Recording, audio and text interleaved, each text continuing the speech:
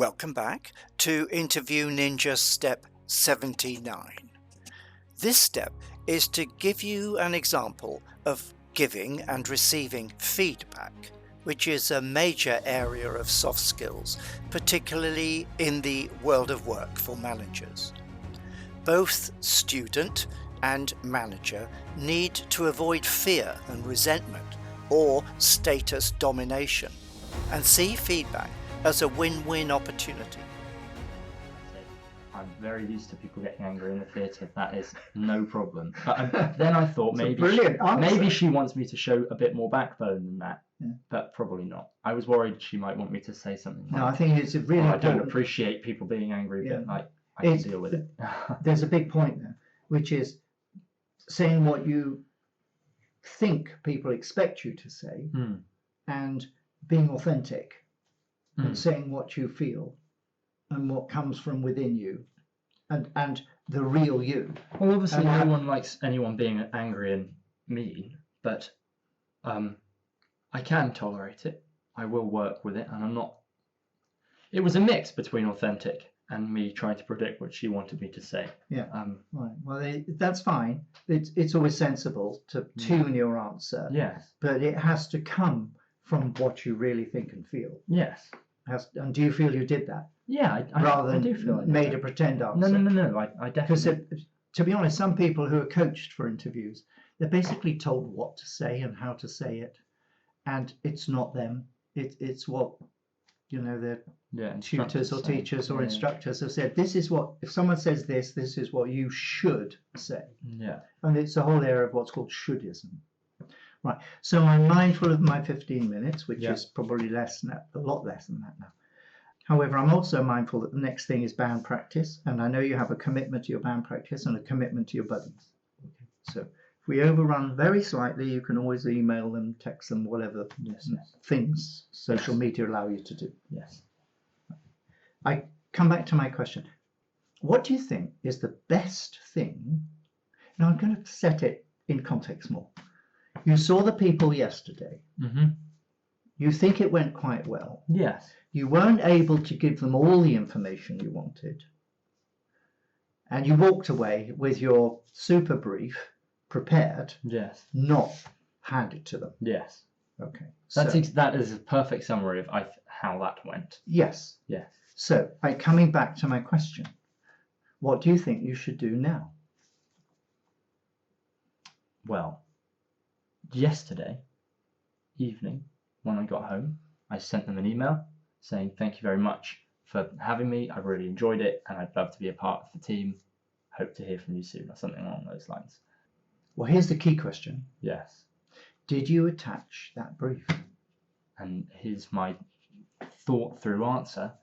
Because I didn't hand it to them in the moment, I was going to add onto the end of the thing, onto the end of my email, and here is an updated version of my CV. But the title of my CV is Brief for Strictly Come Dancing Interview. Yes. And what I didn't want them to think that I'd done is gone home and tailored something that I thought would specifically make them like me more and sent it back to them. I didn't want them to think that I was just telling them what they wanted to hear. I wanted them to think that they had found the right person that they wanted, I didn't want them to think I'd gone home and made this specifically to send to them in the evening based on how the interview went. Do you understand? Yes. So I didn't attach it, although I did very strongly consider it. Yes. So, and this is your decision. Do you remember when we looked at the Gestalt Cycle? Yes. Cycle, and there was a block called projection. Yes. So I'll tell you what projection is. We haven't got time for me to ask you. Projection is where you're blocked because you project onto someone else how you think they're going to react. Yes. If I say that, they'll be annoyed, or I will upset them. Yes. Or whatever. Yes. So that's an example of potentially a projection block. But it might be a necessary projection block. Yeah. So it's hope and fear. Yeah. And the balance of hope and fear. Yeah. So let me say what I think you didn't do. In your mind, you were going for a job as a runner. You didn't seek anything more than that, because that's what you thought the job was about. That was all that was, not all that was on offer, that was what was on offer, and it's a great opportunity. Okay. So you need to find a way of upping, or not, this is your choice. You need to find a way of, could you use that subtly to up where they would position you in the running hierarchy of what kind of person they will put you onto. Because these people in this competition, a lot of them get eliminated. Well, people get eliminated every week. And there's the professional dancers. So the runner for a person who's healthy and attractive and a good dancer already, which, you know, some of them are, or a runner for someone who's going to be the comedy element. But they don't associate the same runners to the same couples every week. You change who you look after every week. Do you? Yes. So they need someone who's competent at mixing with all different sorts of people. Yes. If they're looking for a runner. But I actually think what they're looking for in runners, and this is why I'm hoping that my attitude in the interview paid off slightly, is someone that's not going to put up a fuss.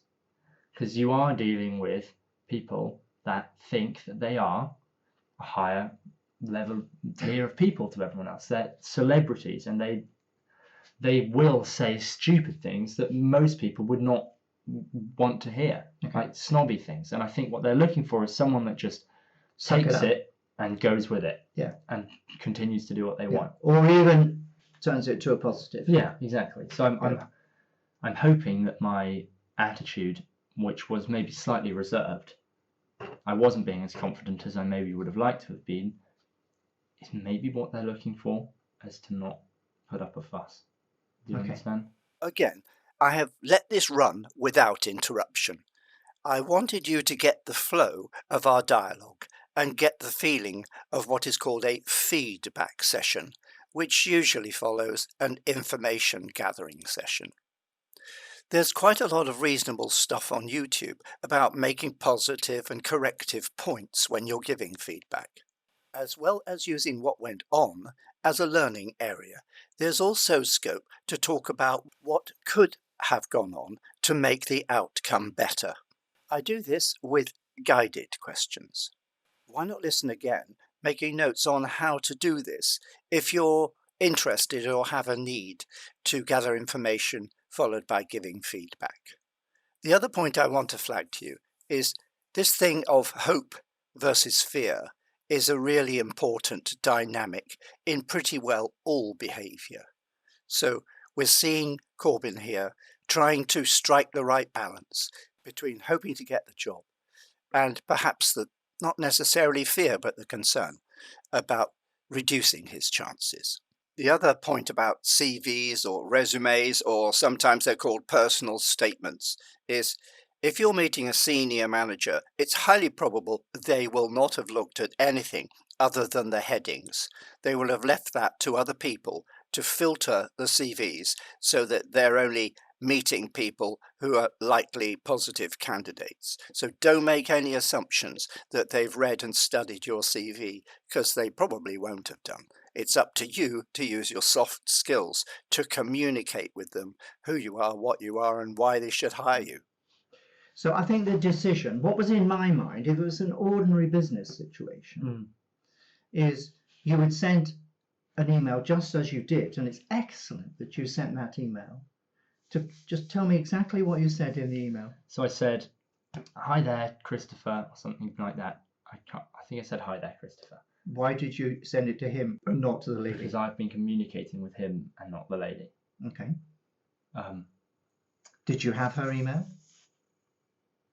I'm sure it's attached in there somewhere. Yes. So maybe that is a good point. Maybe I should send her. Well, I don't know. I will send her the same. That's very, very. I didn't even think about that. So that is. If you're saying thank you, you should say thank you to both people. Yes. Yes. Well, that's your reason. Yeah. That's your opportunity. Well, I said, okay, so my exact words were, "Hi there, Christopher. It was lovely to meet you both today. It was lovely to meet you both. And from what I learned today, I'd really like to be part of the team." hope to hear from you soon, Corben. I think that was what I said. Okay. Because what I wanted to make it sound like was that after my interview today, and after my exposure to what I maybe would be having to do, I'd realised that that is something that I would really like to do. Yeah. So that they knew that I was keen, especially after hearing about the job roles that I'd take on. Okay. Well, then I think on balance, the decision you've got to make is whether you, as it were, rely on the old CV and what you did at the interview and your email, which is 3 things. Yeah. Or whether you need to do more in the here and now. Yeah. That's the decision. If it worked, like if I could send them that CV and not have any kind of like if it either made no difference or a positive difference, I'd obviously do it. But I'm worried that if I send them that, they're 1, going to think I'm forgetful for not giving it to them previous to the interview, or 2, going to think that I've made up things in order to get them to like me more. Okay, that's the projection piece. I don't think they would think that. My feeling, my judgment on it, and it is, well, I'm using the word judgment, my assessment, my view, is you shouldn't do any more. You should be ready to respond, obviously, very quickly if as and when they get back to you. But I think you should take on board the learning, which is you could have done better in terms of equipping them with information to set the agenda for the interview. Yes. And you didn't. So next time, you need to think about it. Yes. The thing is, I wasn't not thinking about it. Projection was stopping me from doing that. Because previous to the interview, I thought a similar thing. If I send them this CV, they're going to not look at it in a positive light.